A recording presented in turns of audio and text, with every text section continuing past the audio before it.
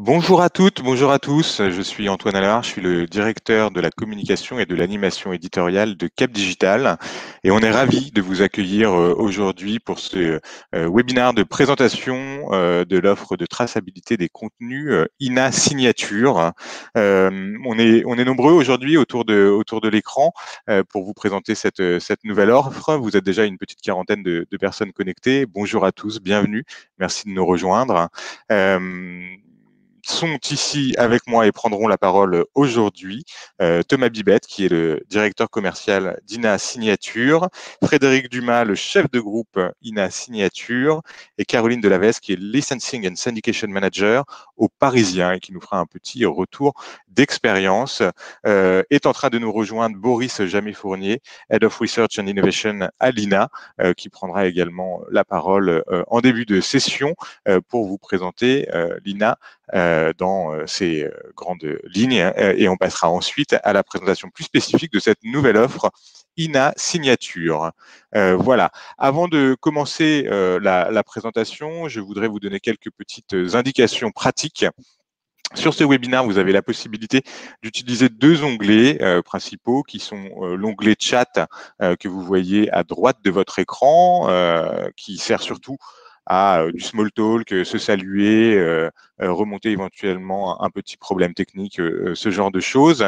Et un deuxième onglet qui est l'onglet questions, dans lequel nous vous invitons à poser toutes vos questions au fil de l'eau pendant la présentation et on se gardera des slots spécifiques pour répondre aux questions que vous nous poserez. Voilà, sans plus tarder, on va pouvoir commencer par une petite introduction, un petit mot d'introduction pour vous présenter ce qu'est Cap Digital.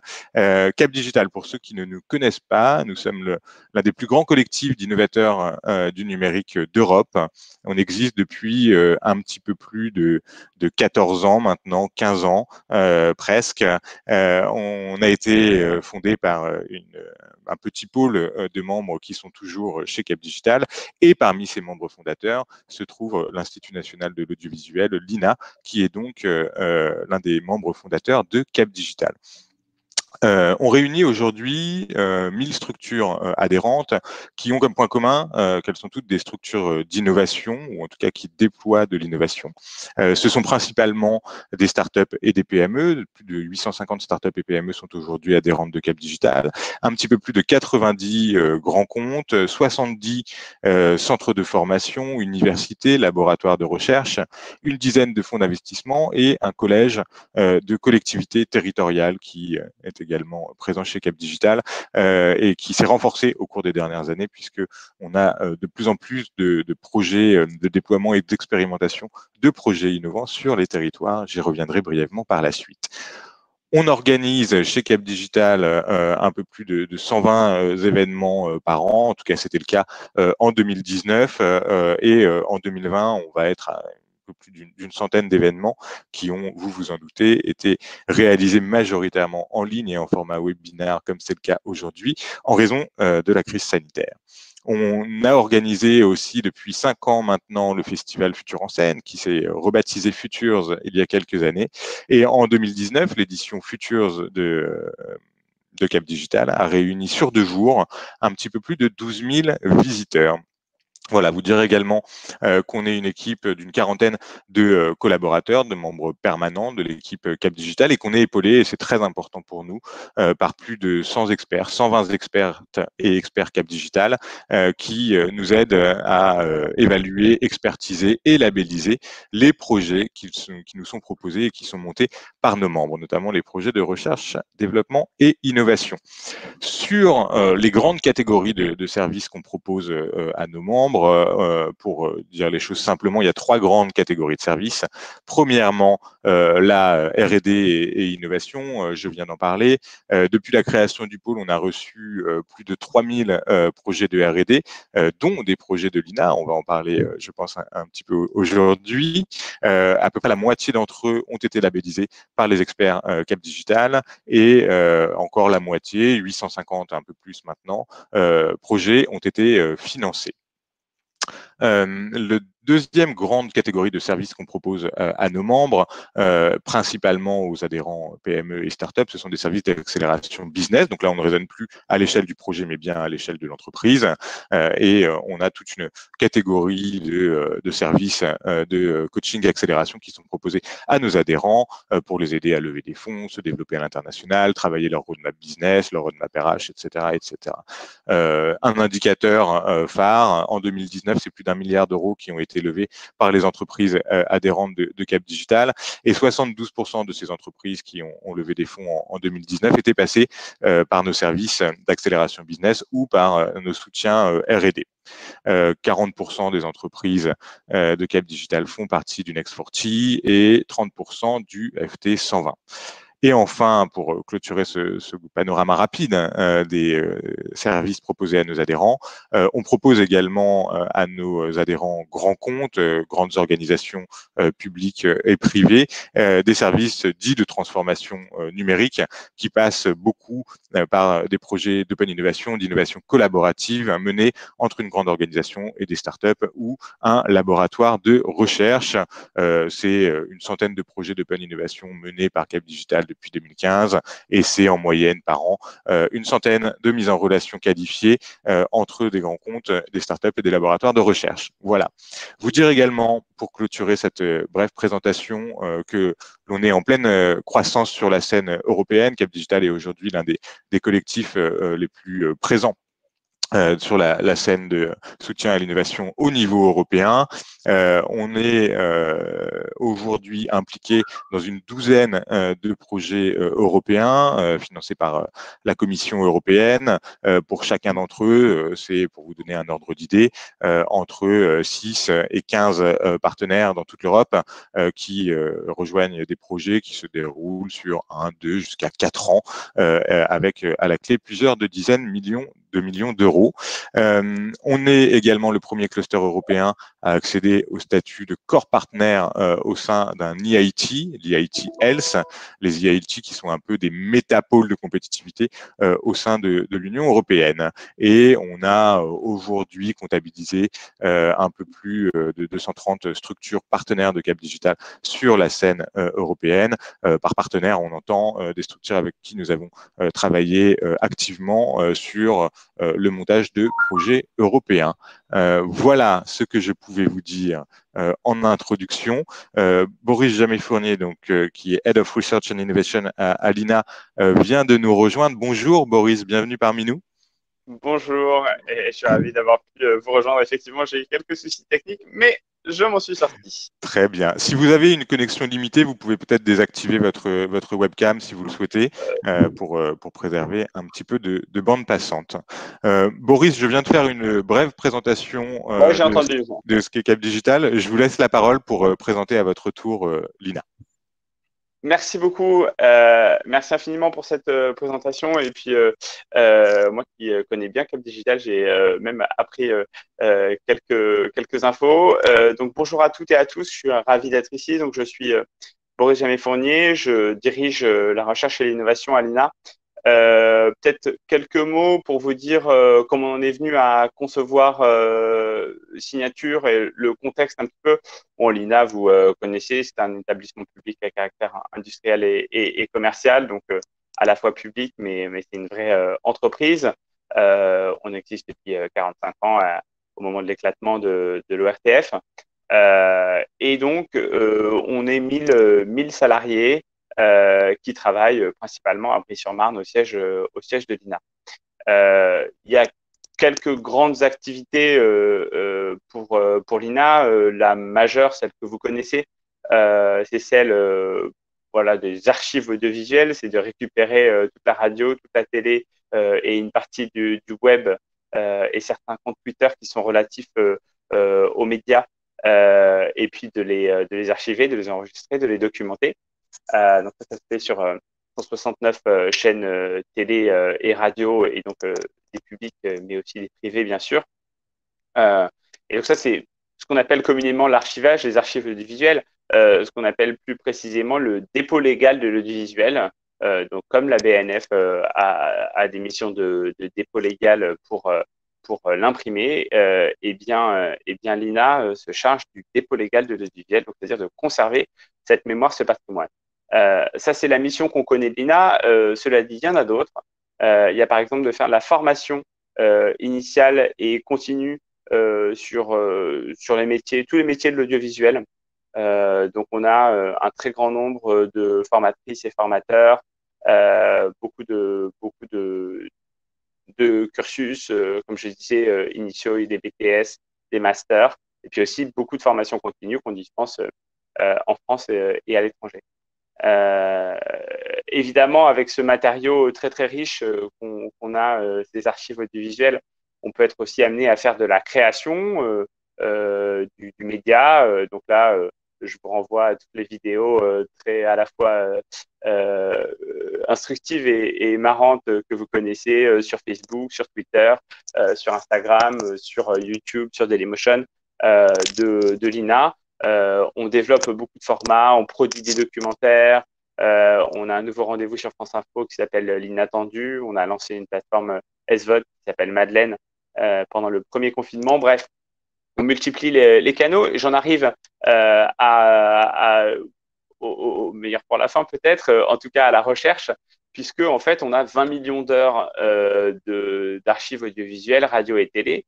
Et ce matériau, en fait, nous est pas toujours directement accessible. C'est-à-dire que les droits, on les a pas sur les 20 millions d'heures. Pour la plus grande partie de ces matériaux, ce sont les archives qu'on a collectées au titre du dépôt légal, mais on peut pas en faire une utilisation commerciale. On peut en revanche en faire une utilisation scientifique à des fins de recherche. Et c'est ce qu'on fait dans mon équipe, c'est-à-dire qu'on utilise ce matériau très, très, très riche. Donc, comme je le disais, des dizaines de millions d'heures de radio et de télé, pour pouvoir mener des expérimentations, de la recherche scientifique. Et donc, du coup, dans mon équipe, on écrit des papers, on participe à des colloques, on construit des prototypes, tout ça en lien souvent avec 1, 2, 3, 4 labos de recherche extérieurs à l'INA, en France et à l'étranger. Et c'est donc dans ce cadre de recherche scientifique pour les besoins de l'INA qu'a été développé Signature. Et donc, c'est là que je cède la parole à Frédéric et Thomas pour vous dire ce que c'est. Mais voilà, mon idée, c'est de vous donner un petit peu de contexte sur comment est venu à naître Signature. Merci à toutes et à tous et bon webinaire.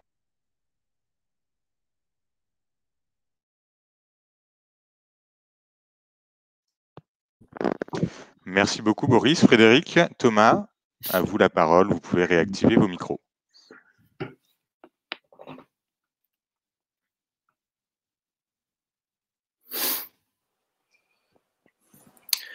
Bonjour à tous, je vais laisser la parole à Frédéric pour introduire cette première partie. Bien, bonjour à tous. Donc, je suis Frédéric Dumas, chef de groupe Signature à l'INA, et Thomas Bibette est le directeur commercial de Signature. Donc, nous allons vous présenter notre solution, à la fois d'un point de vue technique et d'un point de vue des usages qui sont derrière cette offre de l'INA.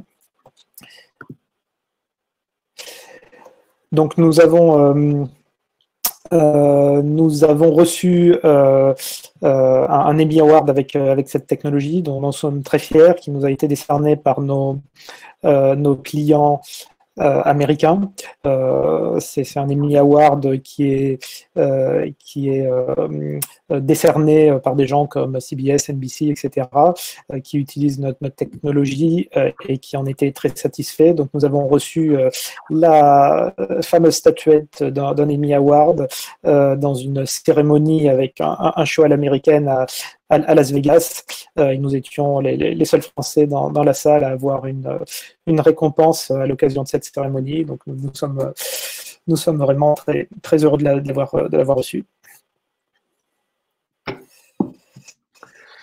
Alors, le principe général de la technologie signature est assez simple en réalité. Ça consiste en fait à mettre en rapport un flux de contenu vidéo candidat et un flux de contenu vidéo référence. Donc en fait, on va venir prendre les programmes des ayants droit qui sont à protéger on va venir créer une empreinte numérique sur la base d'une technologie de fingerprinting qui est capable en fait de résumer de manière très légère l'intégralité du fichier vidéo dans toute sa complexité de manière exhaustive. Dans le même temps, on va faire la même chose avec les contenus qui circulent sur le flux de référence, donc que ce soit un périmètre sur le web ou un bouquet de chaînes de télévision. On va venir générer des empreintes en temps réel, puis on injecte ces empreintes candidates et références dans un moteur de comparaison. Et lorsqu'on a des concordances qui pingent, on génère des rapports de détection qui permettent de faire remonter les métadonnées et d'automatiser autant que faire se peut l'inférence. Frédéric, si tu veux ajouter un mot, vas-y, sinon je... C'est très bien résumé. Donc effectivement, les empreintes sont des informations très compactes qui représentent les vidéos, et on va expliquer ça un peu plus en détail par la suite. Donc, je peux enchaîner sur quelles sont les caractéristiques de ce dispositif technique. Donc d'abord, très globalement, qu'est-ce qu'on cherche à faire? On cherche à détecter de l'usage des contenus. Donc c'est important dans le monde numérique où la diffusion des contenus est massive et gratuite. Donc on ne cherche pas à empêcher cette diffusion, on sait que c'est une gageure. Par contre, on cherche à détecter l'usage dans la masse de diffusion, où est-ce qu'un contenu est diffusé. On cherche à faire ça à une grande échelle, c'est-à-dire que voilà, on a un grand ensemble de vidéos dont on aimerait suivre la diffusion, on a un grand ensemble de flux qu'on peut vouloir surveiller, et il faut qu'on ait un système qui soit capable de réaliser cette détection dans ces grands ensembles. On souhaite le faire, donc on veut détecter des copies, mais pas des copies identiques bit à bit, ça voudrait rien dire. Ce qu'on souhaite détecter, ce sont des copies transformées. Donc vous voyez en haut à droite de cette slide, vous avez un exemple d'original qui est à gauche et de vidéo transformée en diffusion qui est à droite. Donc on souhaite trouver ce genre de cas. On souhaite le faire sans avoir besoin d'une confirmation visuelle. Il faut que quand un système indique qu'une copie a été diffusée, on soit sûr que la copie ait été diffusée. On souhaite le faire sans besoin d'intervention sur le contenu avant qu'il soit livré hors des emprises d'un ayant droit, et sans avoir besoin d'une puissance de calcul démesurée. On voit que si on veut faire quelque chose à grande échelle et sur de la vidéo, si on n'y prête pas attention, forcément on peut se retrouver avec des systèmes totalement impraticables parce qu'ils demanderaient des puissances de calcul beaucoup trop importantes.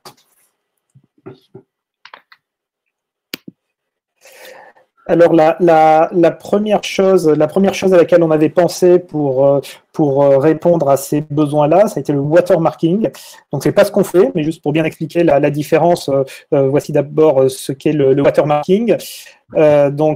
Sur la gauche de cette slide, vous voyez que on considère qu'on a une image qui appartient à l'INA, une séquence vidéo qui appartient à l'INA qui est issue de notre fond. Et donc si on veut pouvoir la détecter avec du watermarking, donc il faut qu'on la marque. Donc on va mettre une marque invisible, donc on va modifier l'image, un peu comme si on la tatouait, mais d'une façon imperceptible.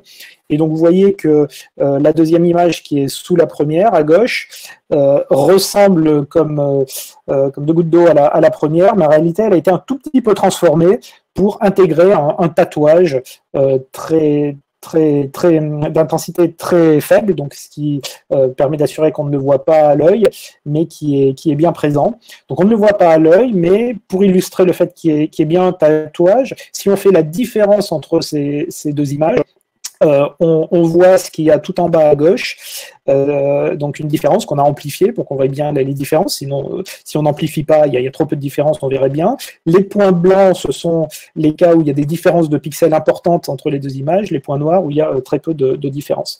Et donc, si on veut être capable de détecter une image avec ce principe, évidemment, cette modification doit être faite de façon préalable à toute distribution du contenu, sinon toute copie qui n'est pas tatouée serait indétectable. Et donc, la partie Ça c'est l'opération préalable. Et la partie détection, si on veut faire du watermark, c'est surveiller des flux de diffusion et chercher, avoir un système qui permet de détecter automatiquement s'il y a la présence de cette marque.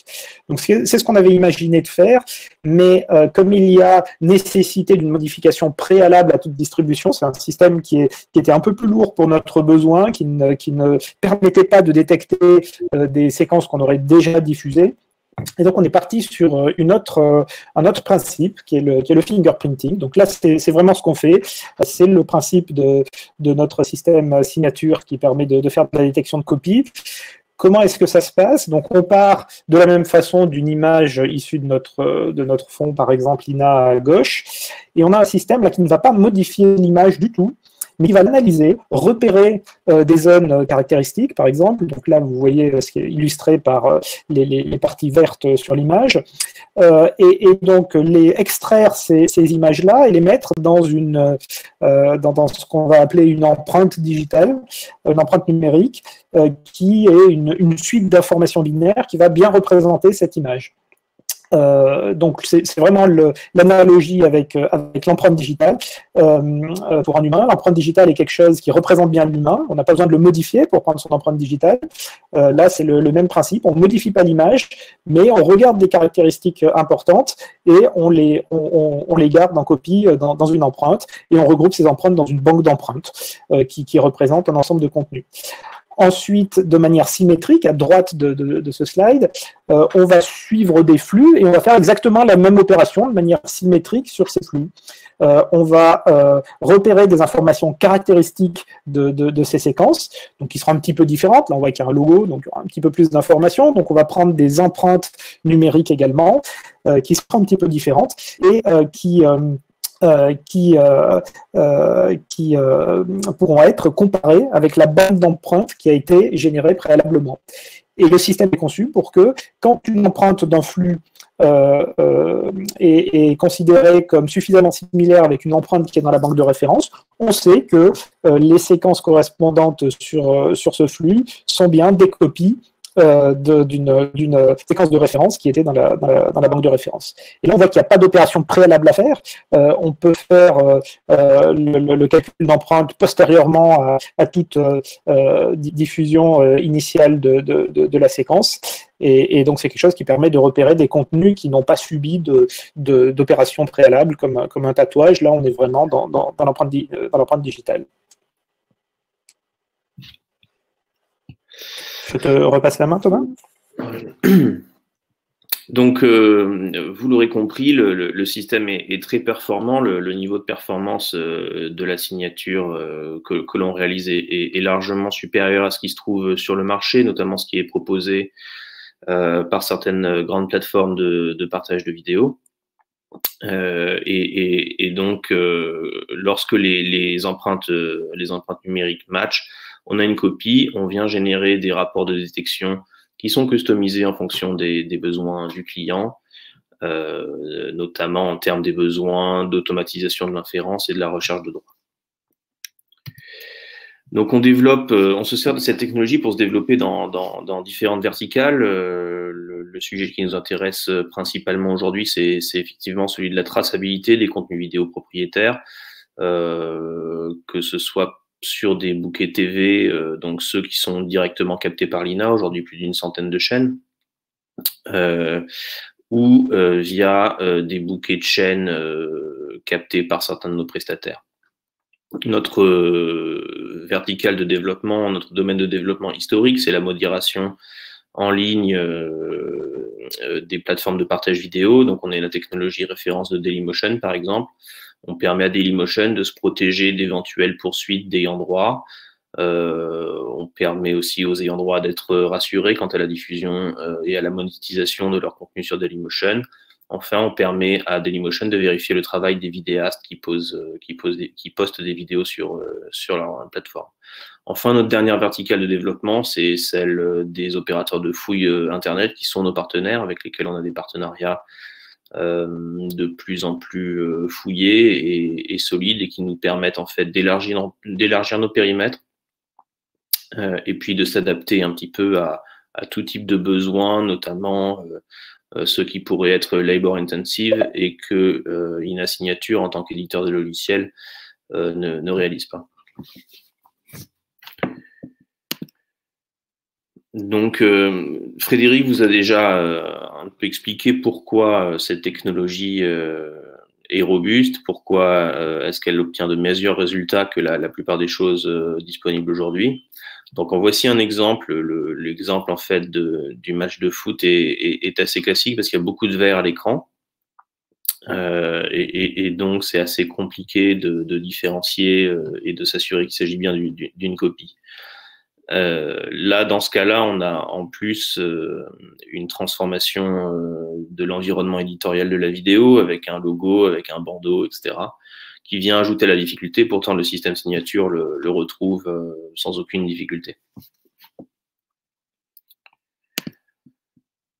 Alors, on va passer...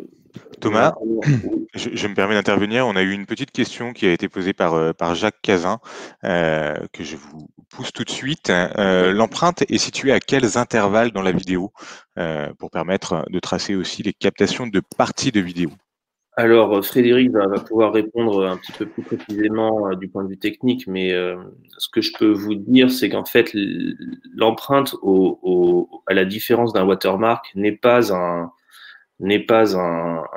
sorte de tatouage ou un élément qui est inséré dans une vidéo et qui n'est présent qu'à un seul endroit. L'empreinte digitale, enfin l'empreinte numérique du fichier, résume l'intégralité de l'identité de la vidéo. Donc, à partir d'une signature INA, vous pouvez retrouver des séquences et identifier des séquences jusqu'à 2 secondes à n'importe où dans le fichier.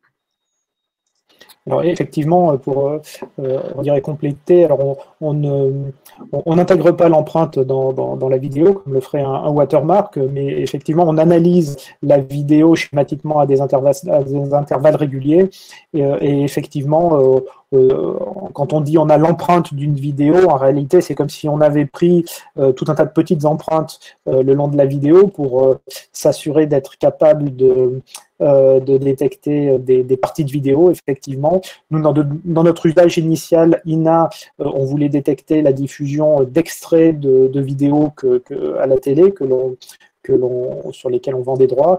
Et donc, effectivement, il fallait qu'on soit capable de détecter des séquences courtes. Donc, de l'ordre de quelques secondes, d'une vidéo typiquement diffusée à la télé, on va les détecter. Et effectivement, ça fait partie de notre besoin initial. Très bien, merci beaucoup à tous les deux. Je vous laisse reprendre la main et présenter Caroline Chouin de la Fèze. Donc, on a décidé aujourd'hui de vous présenter un de nos cas d'usage les plus significatifs sur le sujet de la traçabilité de contenu vidéo du Parisien. Donc, Caroline Chouin de la Fèze va vous expliquer tout ça avec l'œil de l'insider, si je puis dire. Il s'agissait de la vidéo de Emmanuel Macron en visite à Jérusalem, une vidéo qui a fait le buzz, qui a été reprise de très nombreuses fois, générant un manque à gagner pour le Parisien en termes de recouvrement de droits. Mais je laisse la scène à Caroline qui aura... Bonjour Thomas. Et bonjour à tous. Donc merci de nous avoir invités pour cette présentation.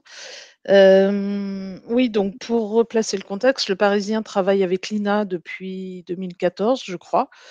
On fait de la vidéo depuis 2008 et toutes nos vidéos sont envoyées à l'INA pour une exploitation commerciale de la base archive.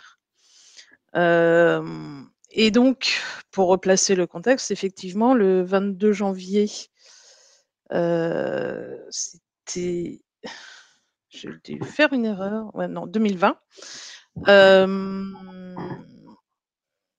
Emmanuel Macron a rejoué la scène de Jacques Chirac devant le Saint-Sépulcre en interpellant la police israélienne qui visiblement cherchait un peu des noises au service de sécurité du Saint-Sépulcre. Et on a eu la chance du Parisien, c'est que la seule journaliste qui a pu filmer la scène de face était Avad Jamshidi, qui est grand reporter au Parisien.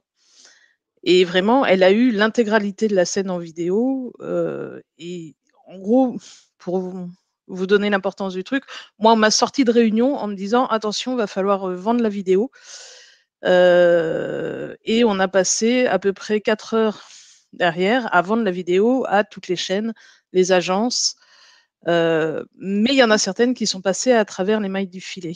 Pourquoi? Parce que la vidéo, il y a eu des problèmes de connexion sur place et Ava a en premier lieu tweeté la vidéo avant de l'envoyer directement à la rédaction à Paris. Et ce tweet a eu un écho absolument phénoménal. Pour vous donner une idée, il y a eu plus de 5,3 millions de vues sur ce tweet. Alors que sur les différents réseaux, les players classiques, la vidéo a fini sa carrière à plus de 300 000 vues. Donc c'est vraiment ce tweet qui a été vu en premier. Et beaucoup de petits malins se sont dit, bah tiens, chouette, une vidéo libre de droit, je la prends.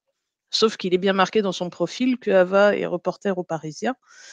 Et donc c'était une vidéo soumise à des droits, soumise à la marque Le Parisien.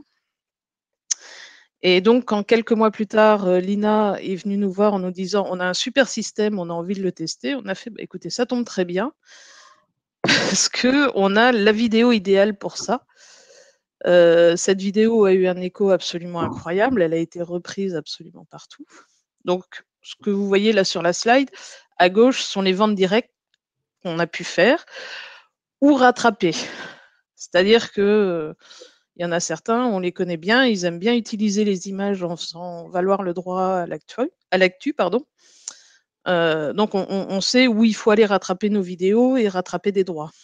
En revanche, ce qu'on n'avait pas identifié, c'est toute la partie de droite qui a été identifiée par signature et qui, dans un contexte hors POC, nous aurait permis de récupérer les droits.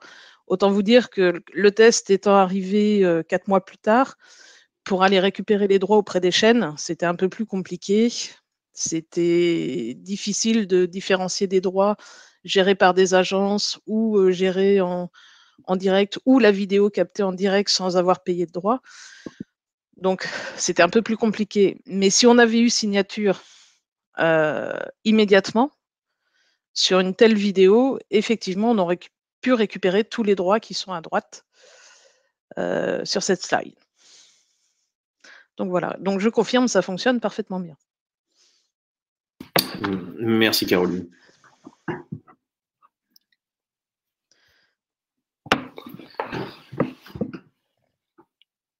Donc on arrive maintenant au terme de la présentation.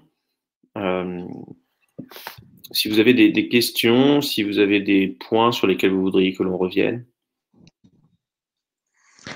Alors, on n'a pas reçu de questions encore dans l'onglet questions, de nouvelles questions en tout cas. Moi, j'avais quand même une petite question que je m'étais notée. La solution existe depuis combien de temps et combien ça coûte pour, en gros, différents cas d'usage et différentes typologies de clients?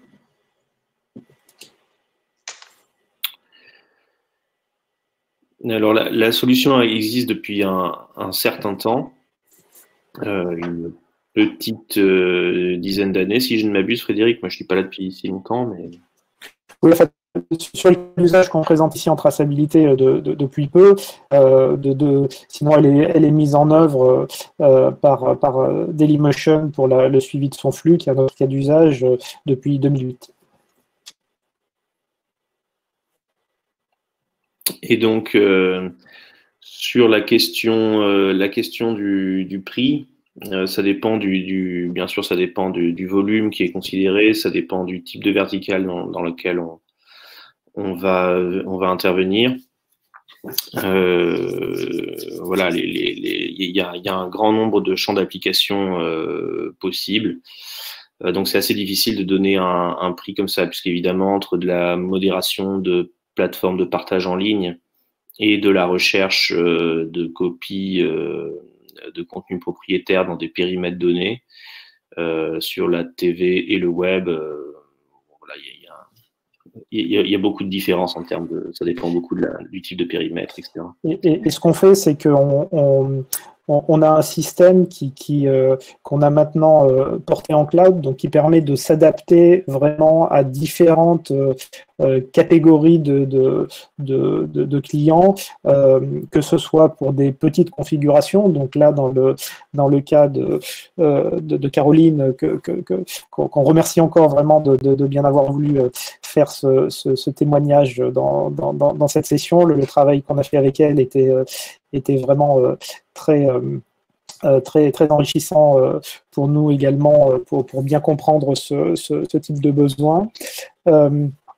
Et donc on a un système qui peut s'adapter soit à des cas où il y a une vidéo comme ça qu'il faut suivre sur quand même un certain nombre de canaux télé, soit des grands nombres de vidéos qu'on veut suivre de manière plus globale. Et donc le prix va être en proportion des volumes que l'on doit suivre et des nombres de canaux que l'on doit suivre.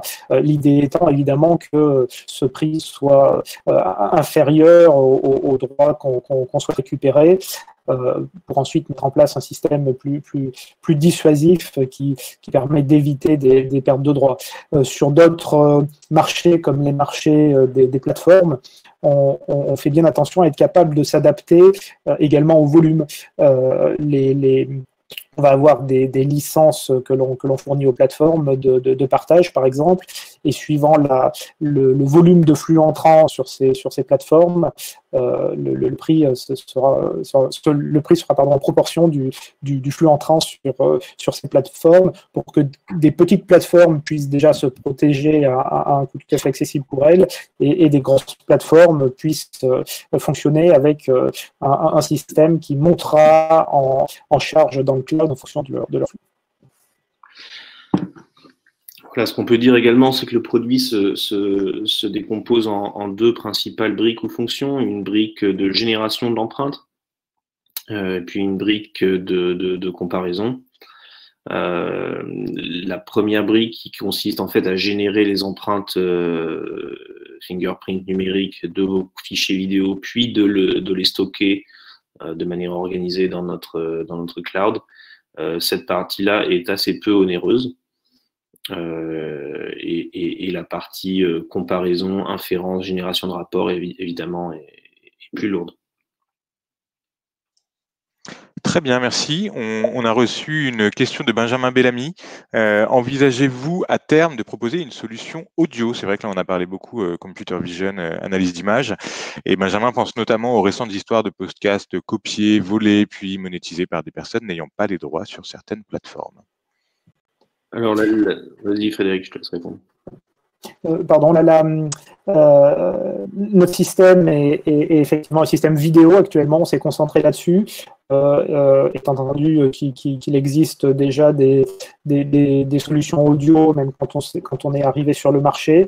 Donc on a dans les cartons des possibilités pour faire de l'extension à l'audio, mais c'est pas dans nos priorités actuellement, mais effectivement il y a tout à fait des besoins également sur les aspects audio. Merci Frédéric. On a reçu une autre question de la part d'Alexandre Vignon, qui est un expert Cap Digital, et on le salue. Envisagez-vous d'utiliser la blockchain qui apporte les atouts d'inaltérabilité, résilience, valeur probante, coût faible pour horodatage de masse? Alors, c'est une question qu'on s'est posée, effectivement. On n'a pas actuellement de lien direct entre signature et des cas d'usage ou de mise en œuvre de blockchain, mais on voit bien effectivement la complémentarité qu'il pouvait y avoir, et quand on trouvera une occasion de se brancher sur un cas d'usage, c'est quelque chose qui est tout à fait pertinent, effectivement. Merci beaucoup. Je reprends les questions. Je crois qu'on a répondu à tout le monde. Hop. Je tiens à signaler qu'on a perdu personne depuis le début du webinaire, ce qui prouve bien que c'était tout à fait intéressant, et tout le monde est resté jusqu'au bout. Donc voilà, je vais peut-être vous laisser juste un petit mot pour conclure en guise d'ouverture sur les prochaines développements ou prochaines actualités pour l'offre INA Signature ou pour l'INA peut-être dans les grandes lignes. Et Caroline, si vous souhaitez ensuite ajouter un mot pour le Parisien, n'hésitez pas. Je remercie effectivement tout le monde pour votre intérêt nous, on poursuit les évolutions de signature en s'assurant que le système soit scalable pour répondre à toutes les attentes, comme on l'a indiqué. L'INA également est présente de manière plus générale avec notamment l'offre Madeleine dont vous avez certainement entendu parler, qui a eu un succès très important et d'autant plus pendant ces périodes de confinement avec des accès au contenu de l'INA qui ont reçu un grand succès. Et je vois qu'il y a une dernière question sur le service aux particuliers. Alors, pour ce qui est antériorité, en tout cas, il y a deux parties dans la question. Il y a service aux particuliers et il y a antériorité. Alors déjà, effectivement, le système fonctionne bien sur tout ce qui est analyse avec antériorité, parce que comme il n'y a pas besoin d'opération préalable sur les vidéos, on peut tout à fait faire des détections a posteriori. Il suffit de prendre l'empreinte d'une vidéo et on reconnaîtra toutes les copies de cette vidéo-là sans qu'elle ait eu d'opération préalable. Dans la question service aux particuliers, nous c'est quelque chose qu'on ferait avec des partenaires qui partiraient sur ce type de marché. On n'a pas trouvé pour le moment de partenaires qui auraient vocation à proposer ça, mais c'est quelque chose qui pourrait être tout à fait ouvert. Je vois le cas d'usage que vous mettez dans la question qui est effectivement tout à fait pertinent également. Nous, on se concentre beaucoup à l'INA sur le cœur de la technologie et de la traçabilité, notamment sur les chaînes télé, qui sont quelque chose qu'on suit naturellement. Et après, on essaye de faire en sorte que la technologie soit le plus possible développée sur de multiples cas d'usage, dans ce que vous dites, qui peut effectivement être pertinent dès qu'on trouve un partenaire. Merci également encore à Cap Digital de nous avoir permis de faire cette présentation. Et donc, je passe la main à Caroline, si elle veut dire quelques mots d'évolution, de prochaines évolutions pour les Parisiens. Prochaines évolutions pour le Parisien, n'hésitez pas à télécharger notre app. Elle est toute neuve, elle est toute belle et elle fonctionne parfaitement bien. Et surtout, n'hésitez pas à vous abonner à la presse, on en a vraiment besoin. Oui, il est bon de le rappeler en ce moment. Vous avez tout à fait raison. Merci beaucoup, Caroline, également, d'avoir pris le temps de partager votre expérience avec nous de l'utilisation d'INA Signature. Un mot en conclusion pour vous dire que Cap Digital organise pas mal d'événements aussi dans les jours et semaines qui viennent.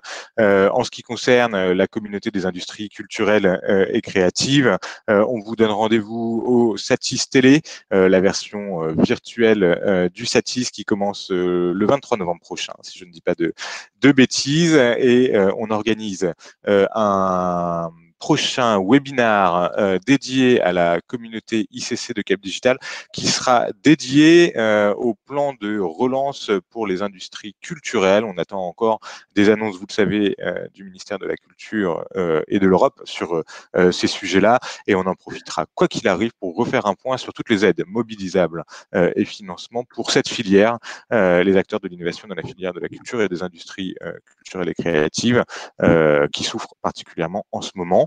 Voilà pour les deux événements phares à venir de la communauté ICC, mais nous avons également plein d'autres événements sur d'autres marchés, d'autres communautés. On va vous envoyer le lien vers notre agenda dans le chat. Merci encore une fois à Caroline, Thomas, Frédéric, Boris qui a dû nous quitter en cours de route. On vous souhaite à toutes et à tous une très très bonne journée et on vous dit à très bientôt. Merci beaucoup. Merci. Merci, au revoir.